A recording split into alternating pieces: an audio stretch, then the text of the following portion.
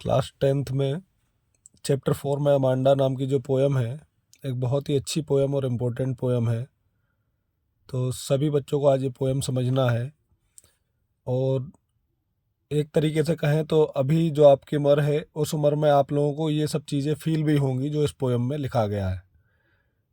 मुख्य रूप से अगर हम शॉर्ट में बात करें कि इस पोयम में क्या कहा गया है, तो जब आपको आपके पेरेंट्स, माता पिता जो है, कोई काम करने से रोकते हैं या टोकते हैं, तो आपको ऐसा लगता है कि आपकी आज़ादी पर वो लोग रोक लगा रहे हैं और आपकी आज़ादी आपसे छीन रहे हैं।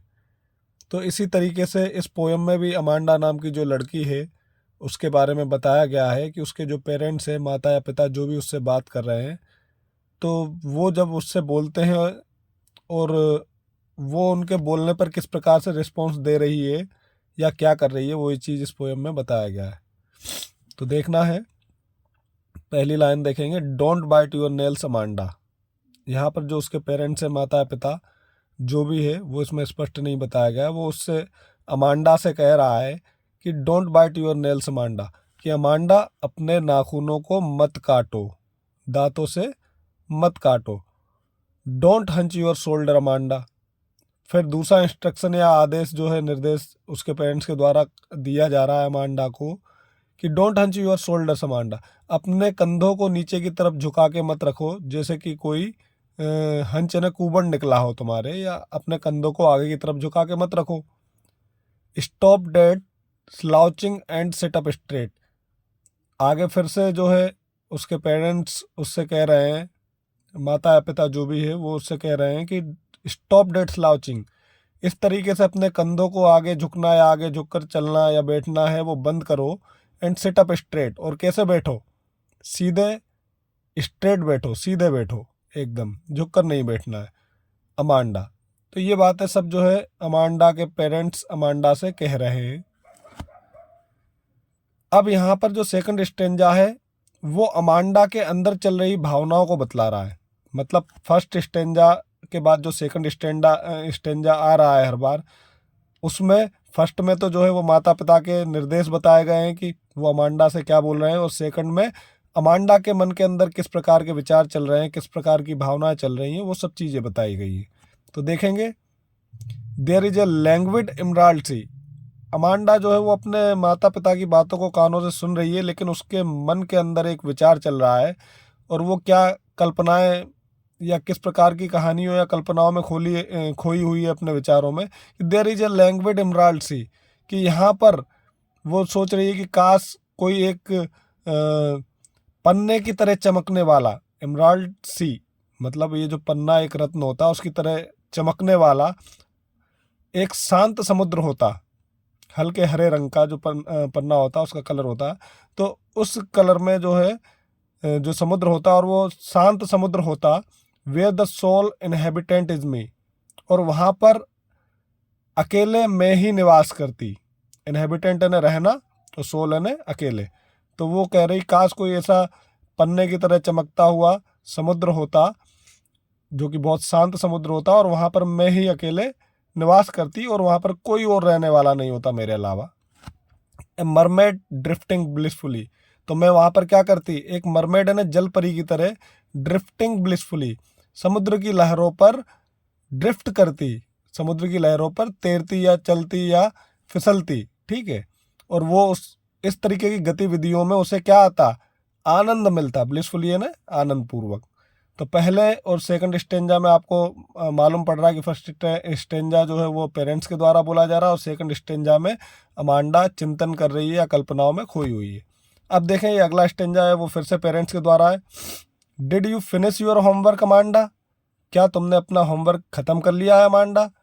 Did you tidy your room Amanda, क्या तुमने अपने कमरे को साफ कर लिया है अमांडा।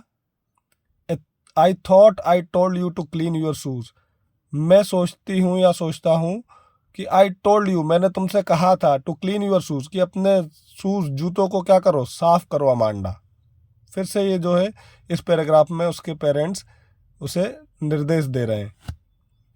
अब यहाँ पर अमांडा जो है वो क्या सोच रही है, I am N orphan roaming the street, कि काश वो जो है क्या होती, एक ऑर्फन है ना, एक अनाथ की तरह होती, जिसके ना तो कोई माता होते ना पिता होते और ना उसे कोई रोक टोक करने वाला होता, रोमिंग द स्ट्रीट। और वो क्या कर रही होती, रोमिंग द स्ट्रीट यानी गलियों में या सड़कों पर जो है वो इधर उधर घूम रही होती। और रोमिंग का अर्थ होता बिना उद्देश्य के घूमना, मतलब बिना किसी उद्देश्य के वो घूम रही होती। I pattern soft dust with my hushed bare feet. और कि मैं क्या करती, आई पैटर्न सॉफ्ट डस्ट, मैं सॉफ्ट डस्ट ने मुलायम धूलों पर, या जो धूल होती है, मिट्टी होती है या रेत होती है, वहाँ पर मैं क्या करती with my hushed bare feet, अपने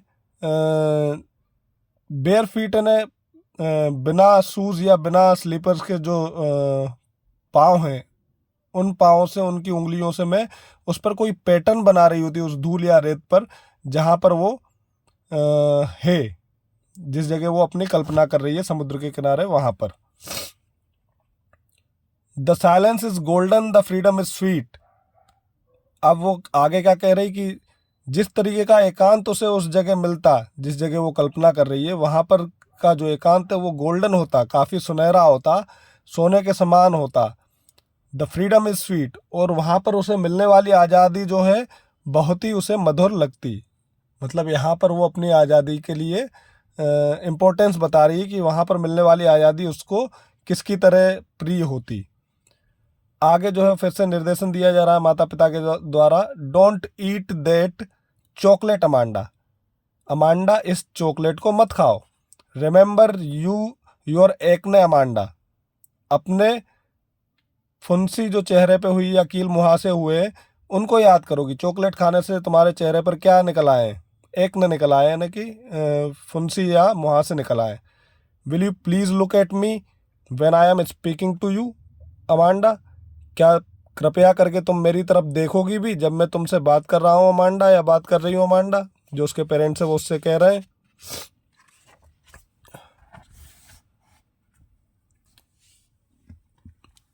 I am Rapunzel, I have not a care. आगे वो क्या कह रही है अमांडा कि काश मैं रेपुंजल की तरह होती, और आई हैव नॉट ए केयर, तो मैं किसी की परवाह नहीं करती।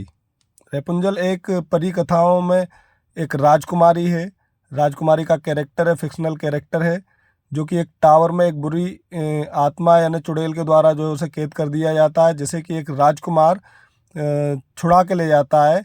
और रेपुंजल की विशेषता ये थी कि उसके बहुत लंबे बाल थे, लंबे चमकदार सुनहरे बाल थे, जिसे वो टावर से नीचे लटका देती है, और वो टावर पर राजकुमार उसे चढ़कर आज़ाद करा के ले जाता। तो ये रेपुंजल की एक परी कथा है जो कि यूरोपीय देशों में प्रचलित है। तो आई एम रेपुंजल, तो वो कहती काश मैं रेपुंजल की तरह होती। I have not a care, तो मैं किसी चीज़ की परवाह नहीं करती। Life in a tower is tranquil and rare, तो जिस टावर में रेपुंजल रहती थी उसी तरीके किसी टावर में मैं भी शांति से रहती, और वहाँ पर बहुत कम लोग या बिल्कुल ना के बराबर लोग आया करते।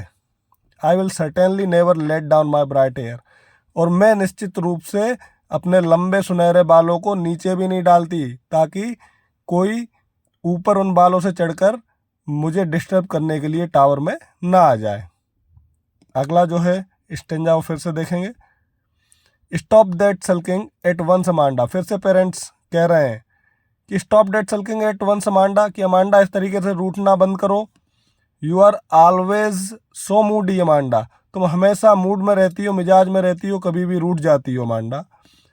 Any one would think that I nagged at you, और कोई भी जो मुझे इस तरीके से देखेगा वो ये सोचेगा कि मैं तुम्हारी हमेशा कमियां निकालता हूँ या निकालती हूँ अमांडा।